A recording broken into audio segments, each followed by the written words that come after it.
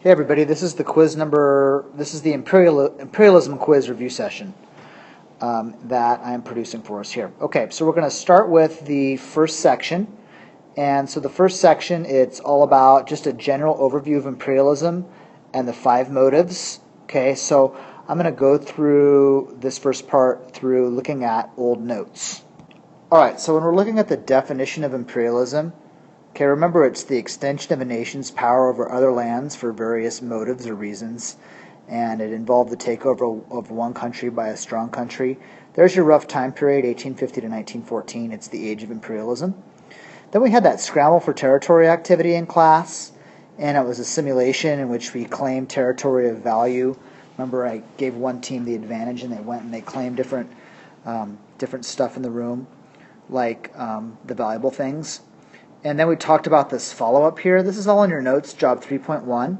Okay, so the connection between the scramble and imperialism is that European colonial powers became caught up in a competitive race to claim territory in Africa. And of course, the powers claimed territory really without knowing exactly how it would benefit them. That Great Britain had a head start in claiming territory, and the other countries resented this privilege. And then, of course, remember, once a lot of the area was carved up, the European countries met at the Berlin Conference, and that was in Germany.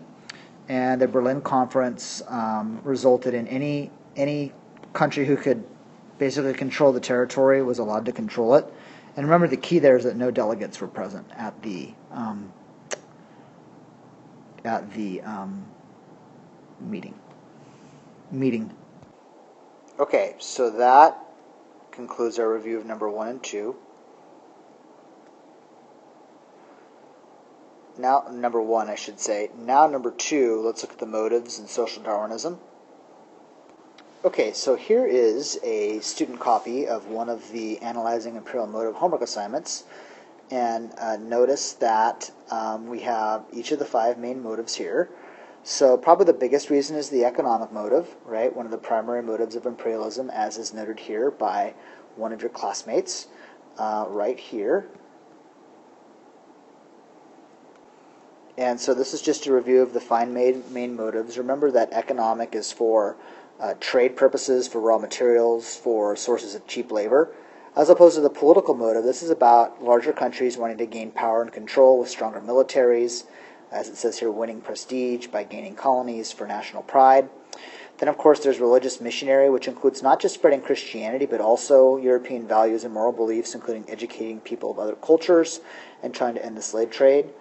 The exploratory motive is scientific research, exploring unknown lands, etc. And then the ideological motive. This is going to be our racist motive, right? During the time period, there was a feeling of superiority among the white race over the native populations, and then the belief of social Darwinism, where the strong nations survive and the take over control of the weaker nations. Okay, so here are your 5 motives of imperialism. Okay, so that leads us to then the scramble for African territory, the connection. We already reviewed that really on that first slide, but it's the idea that you try to gain territory without even knowing why it's going to benefit you because you want to get it before the next country does. And then for number 5, studying the Analyzing Imperial Motives notes, I'm going to give you some of the placards, some of the pictures, and you're going to have to use your deductive reasoning to determine which motive or motives are present. It'll be pretty straightforward for you. So the key is probably not to go back and review your notes for each of those placards as much as just know the 5 motives. And if you know the 5 motives, it should really help you with number 5. You should be able to do that no problem. All right, so next we have the chapter 27.1 questions. That's job 3.2. So why don't we look at the questions, and then that'll help us review for the answers. Okay, so I'm going to put in a screenshot of the questions. Okay, so for the first question here, why did Europeans control such a small portion of Africa in the 1800s? Okay, that was question number 3 from your homework in job number 3.2. So remember that prior to industrialization, there were very powerful African armies that were able to repel any, at most, efforts by Europeans to invade. So basically, they were the African militaries were on more of an equal footing before the era of industrialization. So that was one reason. Another reason was the disease that European explorers were concerned about, in addition to the fact that Africa had many waterways that were not navigable by boat, and so it made exploration more difficult. Again, before the period of industrialization, Africa wasn't as of much interest to the Europeans. Then the next question, some internal factors that contributed to imperialism in Africa, and that relates to question number 4 on your homework. Okay. And for question number 7, which is question number 4 here from your homework, the internal factors, Africa's vast spectrum of languages and cultures. Okay, so remember that map we looked at where there's all those different cultural groups within Africa, making relations difficult. Okay, so there was a vast spectrum of languages and cultures. There was, of course, then wars between those ethnic groups. And, of course, the lack of weapons and technology. Okay, so the lack of industrialization, all those are going to be reasons that were the so-called internal factors. Okay, so things from within Africa that are going to make Africa sort of ripe for imperialism when that time period does come. Okay, so question number 8 up here relates to question number 5 from your homework in Job 3.2. So why did the Boers and the British fight over southern Africa? So remember the Boers, so first of all, number 8, I ask, who were the Boers? So remember that they're Dutch farmers who settled in South Africa in the 1600s and the 1650s. And so the Netherlands are the Dutch people, also known as Holland today. And anyway, they settled down there, and the Boers lived down there for many, many years, and that was sort of the basis for the white minority population gaining power over time was, as we saw in Cry of Freedom, the work of the Boers to build up the country. And so when you hear Boers, that's like the Afrikaners, right? They're the Dutch. Anyway, why do the Boers and the British fight? The British arrived during the era of imperialism, and they have tremendous interest in the region because of the discovery of very, very valuable natural resources, including the discovery of both diamonds and gold in South Africa. And so, of course, the British are interested in that territory. So the British actually are going to fight with the Boers during the Boer Wars to maintain dominance, British dominance, and get control of that region, forcing the Boers for a time to flee, and then eventually they return and settle in the 20th century. But nonetheless, the Boers were another example of British imperialism and another example of conflict among two different, European ethnicities in the same vicinity for territory that they wanted due to economic motives of imperialism.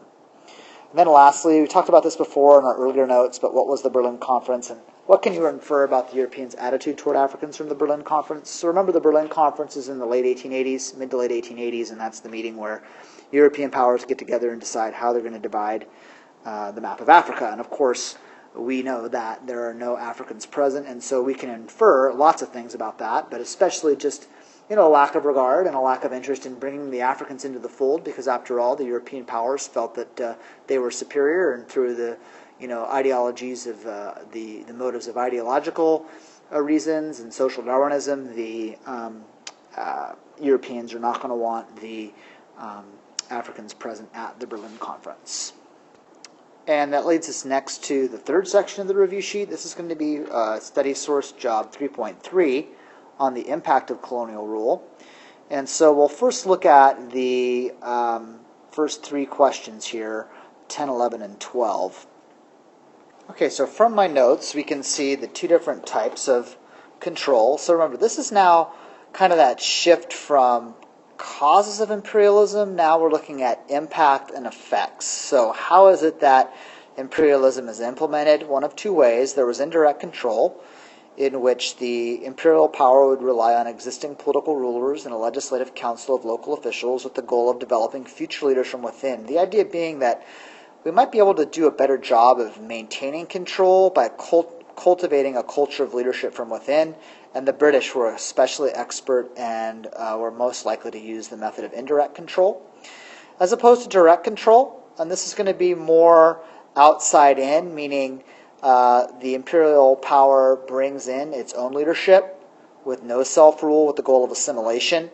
France, Germany, and Portugal especially did this. And remember, the goal of assimilation is that the idea that eventually those who are imperialized will adopt the culture of the imperial power, and that will be something that'll just evolve and happen over time. All right. So, as you can see down here in these notes, in time, local populations would adapt French culture and become like the French, with schools, courts, and businesses patterned after the French.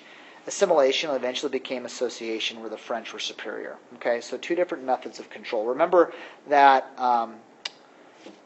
the British will start with indirect rule in India, but then eventually switch to direct rule. And we'll look at that when we review that section in just a little bit.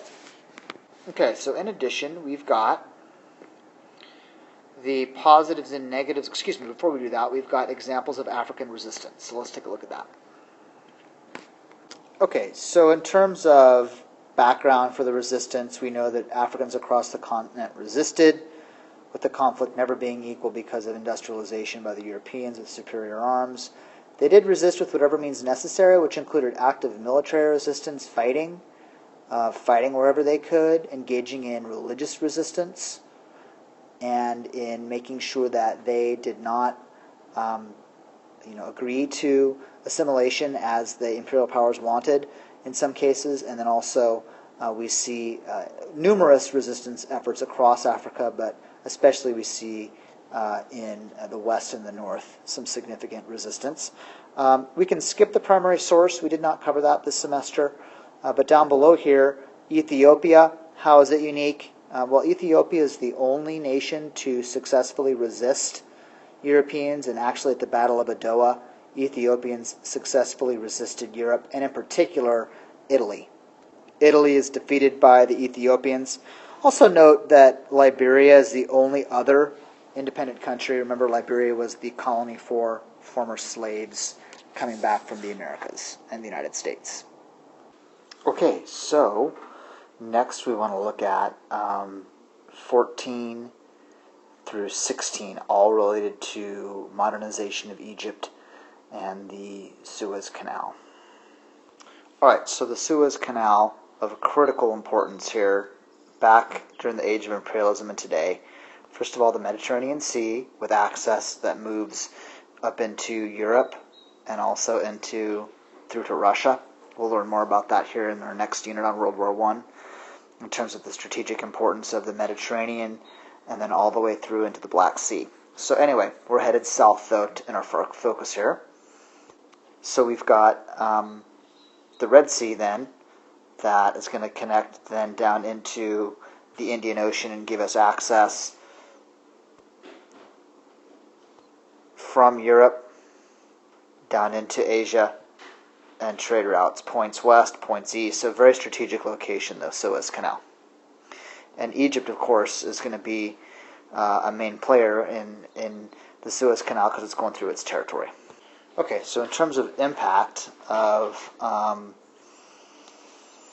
modernization in Egypt, remember, it's a realization by the leadership that if we don't modernize, we are ourselves going to be subject to imperialism. Okay, so it was a real effort to block European domination of land. And of course, tremendous interest in the area because we already see the strategic location at the head of the Red Sea and what that means for trade, what that means for protection, military. Even like I said, to this day, it's of significant importance. And so we see that in the age of imperialism, Muhammad Ali would shift the economy to the cash crop of cotton, which of course brings its own challenges because remember, anytime we transition from a subsistence lifestyle to a cash crop lifestyle, there is going to be, famine that's going to set in as a significant challenge. But Egypt was successful at bringing themselves into the international marketplace, but at a cost. Okay, and ultimately there's going to be this need for the connection between the Mediterranean Sea, the vast Mediterranean, and the Red Sea for trade purposes, as I've stated many times before. So the Suez Canal is built really through French investment, which is interesting because we've got the French involved in North Africa and involved with imperialism, but really it's going to be Great Britain that's ultimately going to take control when Egypt is not able to pay off its debts, and Great Britain insisted on overseeing the financials of the Egyptian economy and Egyptian government as a payback for the debt they owed.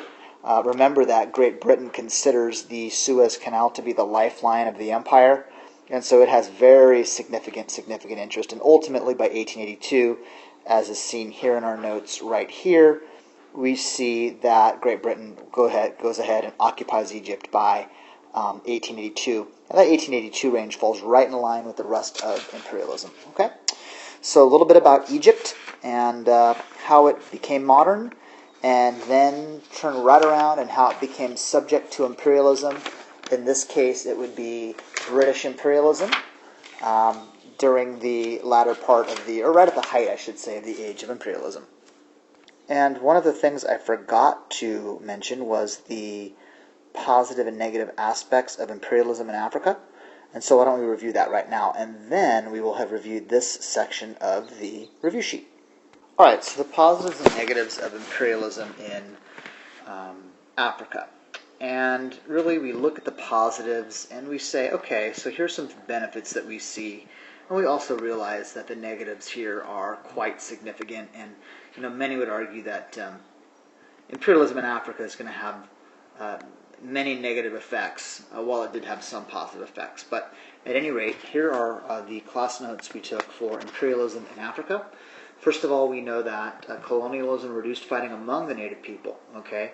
As they got the common enemy, the African cultures got the common enemy of uniting around the common cause of trying to defeat the Europeans. All right, so we also know that humanitarian efforts are going to bring improved sanitation, hospitals, and schools, with an increase in lifespan and literacy rates, economic expansion, as African products became valued on the international market, and African colonies gained some development in railroads, dams, and telephone lines. And so remember, we call that infrastructure, right? Infrastructure, excellent. And then, of course, on the negative side, we've got Africans losing control of their land and independence. Remember that Africans lose thousands of people fighting and resisting the Europeans. Famine results from the change to cash crops from subsistence farming. We talked about that before, right? That impact is profound and cannot be understated. In addition, we've really focused on this as well, that breakdown of culture, okay? As we've got the borders divided up in such a way that it causes conflict. We've got houses and property transferred without little regard. And in the end, we've just got this imbalance in terms of significant impact on African society by imperialism during this time period.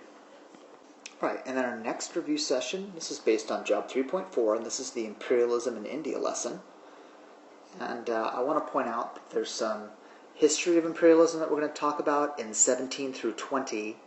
And then in 21, this is the end, toward the end of imperialism in India, the life and time of Mohandas Gandhi. Okay, so we're going to focus first on the history, and the history is on questions 17 through 20. Alright, so with regard to imperialism in India, remember always that the primary motive is always going to be, at the outset, economic.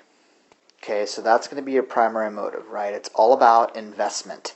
And in this case, it's the investment of the British in the British East India Company, okay, who really get imperialism in India started way before the rest of the age of imperialism. Remember that our rough time frame for the age of imperialism is roughly, we like to say, 1850 to 1914, yet look at the year that the British arrive in India, right? We're talking the 1600s, okay? So know that there's significant influence in India long before the age of imperialism begins. Okay, so like I said, the British East India Company, they arrive in India. The British presence in India begins. Again, remember, these are cause and effect. So number one's cause, there's the effect. Number two's cause, there's the effect. And all this is about British East India Company establishing business, trading posts, and then some military control, some government control, right? After the British win in the Battle of Plassey. And over time, we know that the British are going to build infrastructure, and Great Britain is going to see India as a very profitable outpost for natural resources, for a source of cheap labor, and also for a market to sell their finished goods. Hence why they'll be called India. India will be known as the quote-unquote brightest jewel in the crown. Okay, so the Sepoy Mutiny. This is where it's kind of just kind of unique history, right? There's a story behind the Sepoy Mutiny, and that's going to have a trend. It's kind of be a crossroads, if you will. So, for over the course of 250 years, the British are present in India. They build more relationships, kind of the indirect control system, until the incident occurs in 1857. Okay, and in 1857, remember what happens is the Indian soldiers loyal to the British, those are the Sepoys, right? They revolt over rumors that spread about the type of grease being used as a source for constructing the new rifles that they were going to be charged to use. At any rate, the training as it went was going to require the Sepoys, again, who are Indian, to consume either beef or pork grease. And remember that this is going to be against the main religions of India. The Hindus believe that cows are sacred, and Muslims believe eating pork is taboo. And so these rumors are going to create great distrust and anger among the Sepoys, and in turn they're going to revolt. Okay, so the Sepoy Rebellion, so as a result, the British assumed direct control. Okay, so we know it must mean something if the British assumed direct control over India as racism and mutual distrust increased. These notes are kind of interesting here. I didn't mention this in class, but in 1876, Queen Victoria was the Empress of India and ruled directly by a viceroy. And a viceroy is someone who is appointed from the British Crown and is British and is ruling as a governor, if you will, of India. Okay, so then the natural reaction is going to be number 6. And in number 6, we're going to see the rise of Indian nationalism, okay, in which Indian reformers, so these are going to be people that precede Gandhi, but also and include during Gandhi's time, these are going to be nationalists, right, as nationalistic feelings among Indians begin. And that's going to be the seed that's planted. And that seed is eventually going to lead to the next part of our review, okay? But anyhow, the calls by Indian reformers for modernization in the country as Indians continue to resent British discrimination will lead to 2 groups. These are nationalistic groups, the first of which is going to be the Indian National Congress, and the second is going to be the Muslim League. Muslim League, okay? Okay, so the Muslim League, right? All right, so now we're looking at kind of the, I guess cause effect, before, after. This is going to be now, years later, after the history, of the Sepoy mutinies in 1857. This is going to be the life and times of Gandhi is going to be more in the 1900s, and specifically 1920 through the 1930s and 1940s. Okay, here we go. All right, so when we're talking Gandhi, we're talking the leader of the independence movement in India, who had that deeply religious approach to political activity. And he was, considered so unique because he blended the ideas of all the major religions, and as a result was known by his people as Mahatma, or the great soul of the country.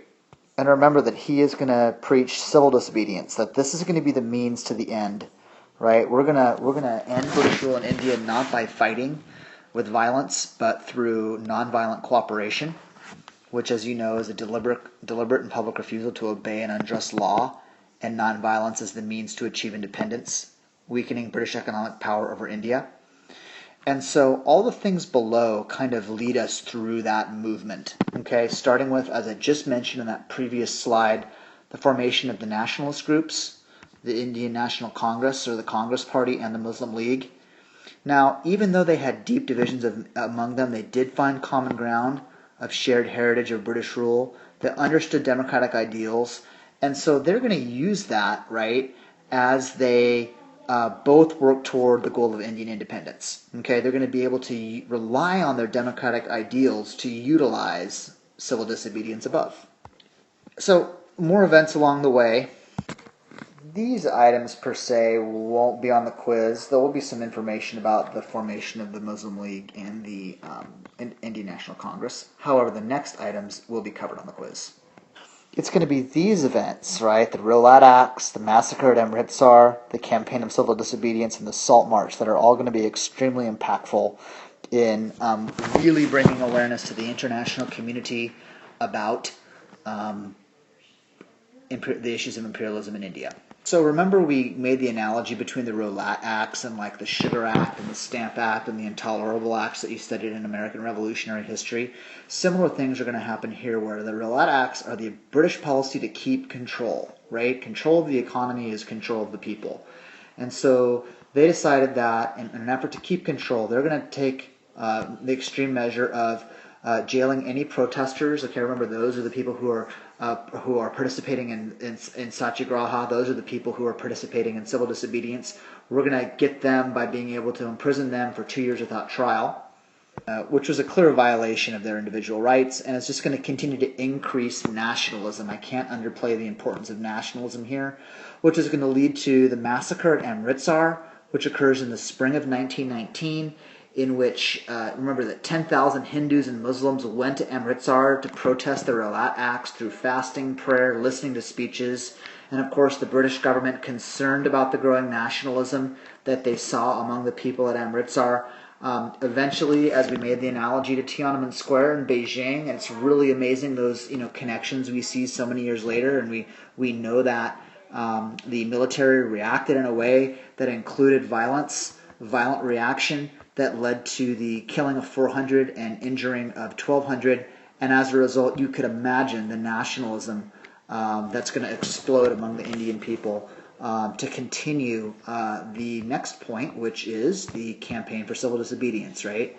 And so post-Amritsar, the all aspects of life, like the homespun, like we saw the bonfire on the Gandhi feature film, right? We see the complete rejection of all things British made in an attempt to pressure the British, in an attempt to end the British grip on India, which leads ultimately then to the Salt March, right, which happened in 1930, a very important event in Indian independence movement where Gandhi organizes a demonstration to defy the British monopoly on salt. Remember the key to salt, right? Salt is life, right? Salt in a very hot, humid climate like India, where there's lots of fluid loss, right? Humidity, and this absolute need to sustain life through salt. And so the British monopoly on salt was something that Gandhi and his followers would march 240 miles to the seacoast to peacefully resist, right? Peacefully resist the tax as another example of civil disobedience. And so they peacefully resisted, but the police used brutal force to slow them down. Eventually, 60,000 people were arrested, which was breaking records. When you're arresting 60,000 people, it's very difficult to slow something down if even after arresting 60,000 people, you still aren't stopping the movement, right? So that speaks to the impact and the credibility behind the movement. And so the Salt March is going to gain international attention of the British, similar to what we're seeing while watching Cry Freedom, okay? We're going to see that international awareness come to Cry Freedom in South Africa, like we saw happen in India in the 1930s. Remember that Cry Freedom that we're watching is set 40 years later in the 1970s. Pretty amazing how history repeats itself so many times here in this time period. And so as you can see, the Salt March is going to have a significant impact on the eventual independence of India, which, 1930 is the Salt March. Then we've got limited self-rule by 1935 in India. Then we've got World War II, basically from 1939 to 1945. And then we've got eventual Indian independence, full and complete, in 1947. But we can argue that the Salt March and the life and times of Mohandas Gandhi move us greatly in that direction. And I hope this review has been helpful. You'll have the typical written response first. and then you'll have the multiple choice matching. The written response will include discussing the positives and negatives of imperialism, and you'll also have to discuss, among other things, the impact of Mohandas Gandhi. Thank you for listening to the entire review, and I hope that you study and do well. Thanks, and have a good day. Goodbye.